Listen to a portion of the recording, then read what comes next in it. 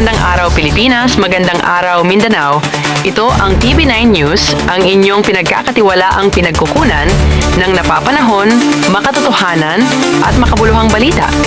Ihahatid namin ang mga pangunahing pangyayari, pinakabagong ulat at mahahalagang impormasyon mula sa Bangsamoro, Maguindanao, Sultan Kudarat, Sarangani at iba pang panig ng bansa. Ito po ang inyong lingkod sa Himpapawid, Angelito Bagwis, Europa. Narito na ang mga pangunahing balita. Yes po, magandang umaga sa lahat ng tagapakinig at taga-subaybay ng programa na ito. Yes po, bago lang po, just last week, ito po yung receive ng aming munisipyo. 5 po ang galing sa park. We are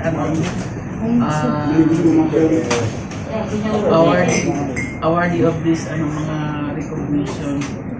So itong High Functional Peace and Order Council Award at itong aming High Functionality Anti-Drug Abuse Council or ADAC Award, provincial wide ito. Then itong aming ideal rating in the Provincial Child Friendly Local Governance Audit or CFG LGA. Then itong aming Anti-Trafficking and Violence Against Women and Their Children or LCAT BAUSI.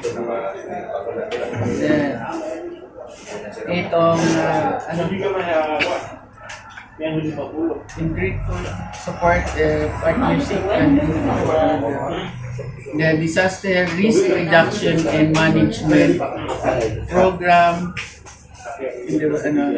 Best din kami sa NDRMO. Then the last is the commitment of standing performance and dedication in the effective implementation of disaster risk reduction and management. Ito po yung mga latest na mga award na baka gusto niyo mag-mind. Pero talagang totoo yung nabanggitin yun na out of 40 municipality dito sa Lanao del Sur, kayo ang nakatanggap ng 5 awards. 6 yata yun. Anim, opo. So kami lang yung sa Lanao, kami yung mas maraming nakuha ang ganito. Ibig sabihin, mas masipag ang bayan ng Kapatagan. Ibig sabihin nun, nagtatrabaho lahat ng kamay ng aming opisina. Kasi ito ay iba't ibang department po itong nagtrabaho. Kaya siguro maayos yung pagtatrabaho ng bawat department ng aming munisipyo. Yung parang sabay-sabay sa loob ng Opo, in 2026 ito.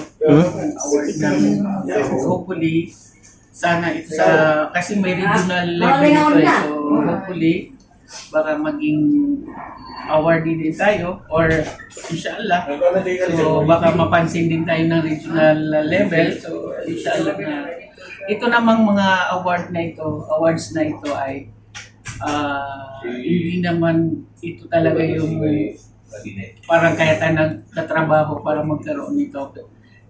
Kuwan lang ito, parang bonus na lang ito eh. Kasi sa amin po bilang nagtrabahador ng gobyerno, mandato talaga natin na gawin natin kung anong nararapat para sa ating bayan at sa mga tao. So siguro may napapansin lang nila na we are doing our best para ma-deliver yung pangangailangan ng ating munisipyo at ating mga constituent. Kaya napapansin din ng ating mga sa probinsya, sa ating provincial government at yung ating MILG. Kaya nagkakaroon tayo ng mga bonus from that office. So maraming salamat sa mga awards na to. siguro lalo pa namin pagagandahin ang ating servisyo. At kung ano man po ang mandato natin, talagang we try our best na gawin ito ng maigit. Ang aming BFP office, Bureau of Fire Protection, ay isa sila. Number 1 sila sa most functioning Bureau of Fire office sa region yata. So, isa din tayo sa nominee sa best local government unit na or NCE na bibigyan ng awards ng BFP. Maraming salamat din sa leadership ng BFP. Kasi itong lugar, yung mga staff pa naman natin talagang masisipag yan. Kasi siguro nakikita din nila na yung eagerness natin bilang LCE na ibigay yung tamang serbisyo sa mga tao at kung ano man yung nakalagay sa mandato natin, ginagawa natin ng mahusay. Kaya siguro nakikita din nila na kung anong ginagawa ko, napaka-dedicated ko sa lahat ng ginagawa ko sa trabaho. Kaya sumusunod na lang din yung mga empleyado dito. Kailangan kasi yung sa isang kung ang model mo ay hindi rin gumagawa, tamad, so siguro yung nakapaligid sa iyo, ganon din. Kung corrupt ang isang leader mo, ang susunod na lang yan mga sa paligid mo, mangungurakot din yan. So, ganun lang. Anong sa inyo upang hindi naman talagang inaasahan yung darating na mga awards na yan. Pero may mga sangkap kasi sa isang liderato na nandyan sa loob nyo para maging masaya kayo o masipag kayo sa pamumuno ng mga mamamayan.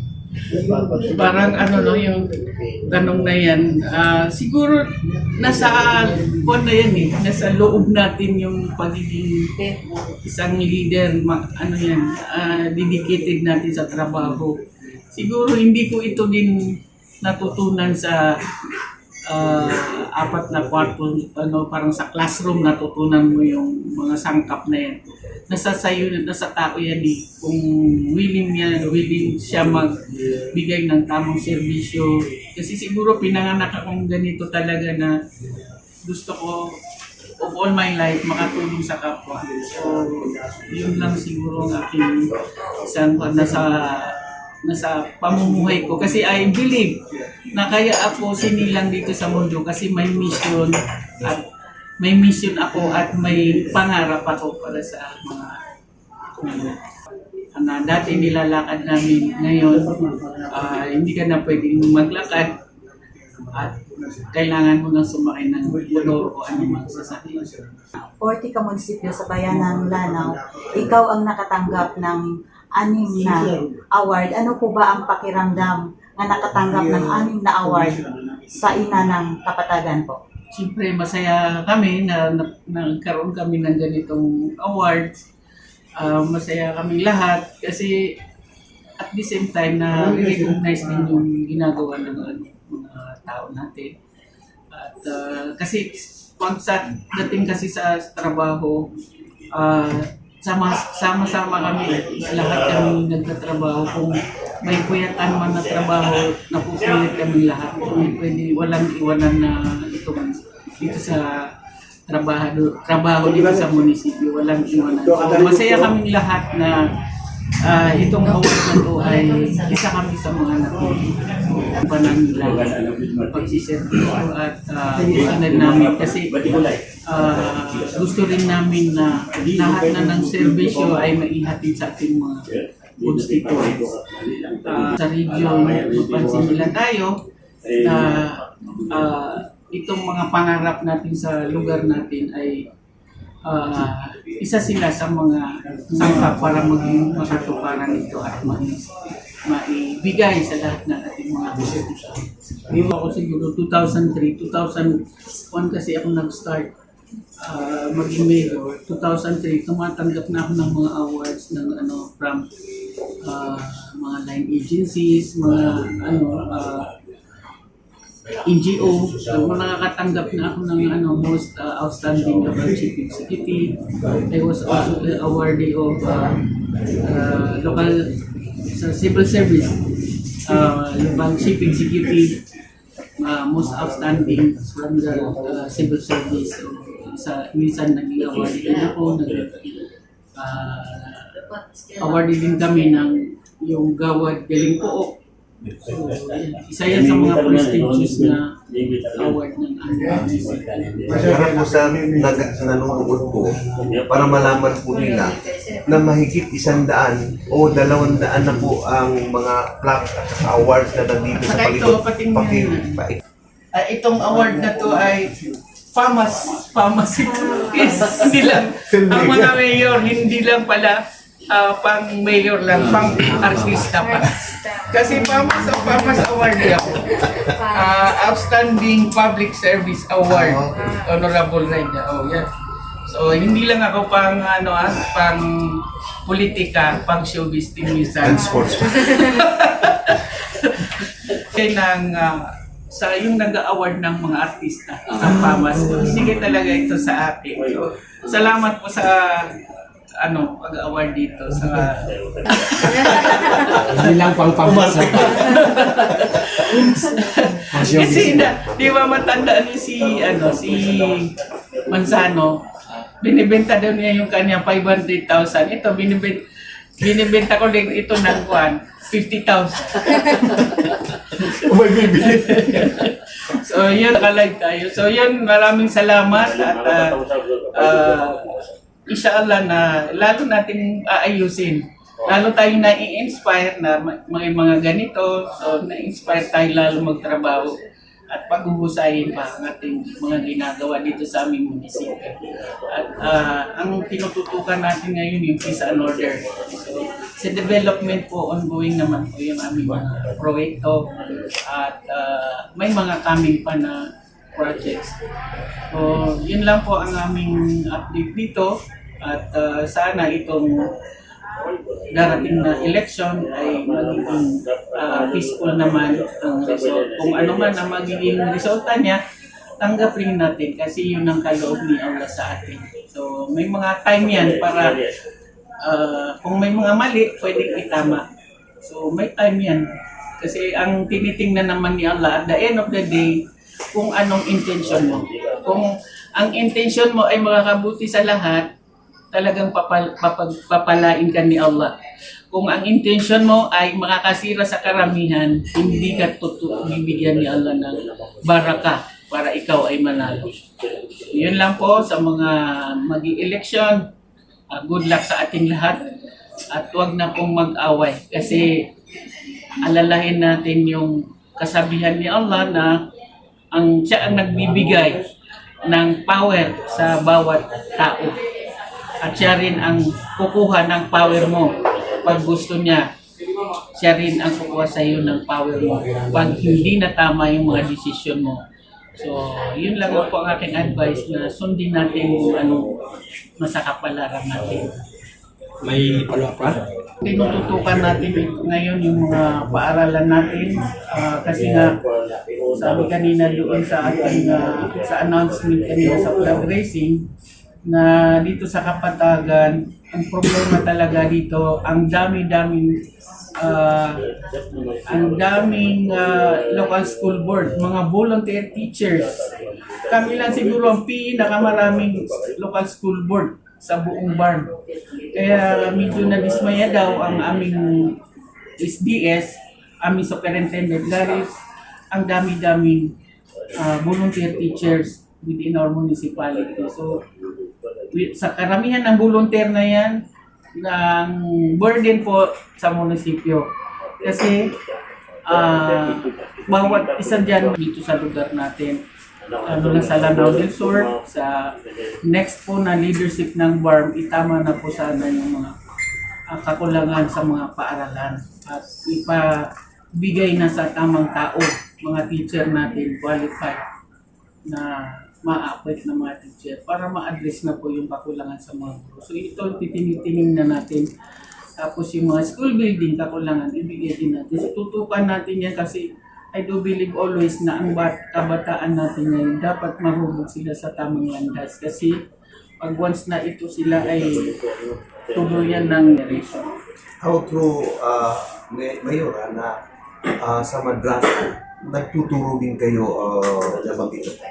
Bago lang po yan na trabaho ko. Nag-volunteer po ako na magturo ng Quran reading, Mugyawada ang tawag dyan. Para naman sa mga tao na gustong maging talent nila ang pagbasa ng Quran at maging magaling na magbabasaan, maka-champion na sa national at makapunta ng Malaysia. Pangarap ng karamihan dyan ng mga Quran readers na makapunta sa ibang bansa bilang competitor ng Quran reading. So, dahil isa tayo dun sa dumaan sa ganyan, kaya sinishare ko yung knowledge ko sa Quran reading na maibigay sa kanila, yung mga gustong makakuha ng mga ibang technique paano magbasa ng maayos na Quran sa in term of mujawada, yung pagbasa ng Quran na may tono, hindi yung tawasot ang tawag dito. Yung gustong magbasa ng may tono na once a month po ako nagtuturo dito sa madrasa natin. So you mean, po? Way back 2005 po, third place po ako sa Malaysia. Isa po yung karangalan dahil 75 pong countries po ang nag-compete. Isa tayo doon sa nagpangatlo na nakakuha ng award. Yan ang dahilan naging famous si Dapat na yung mga staff sa sa LGU, kasama ating RHU, at iba't ibang mga NGO na pumupunta dito para magbigay ng medical service sa medical mission ay umiikat po kami sa iba't ibang barangay, lalo na yung malalayo dito sa amin, at pinaparating natin yung serbisyo medical. Hindi po yan, every now and then yan, meron kami nagawang ganyan, pamumuna ng aking kapatid na si Dr. Rahma. Maraming salamat. Ayan po ang mensahe ni Honorable Punong Bayan Raida Bansing Maglangit GD, ang Punong Bayan ng Bayan ng Kapatagan, lalawigan ng Lanao del Sur.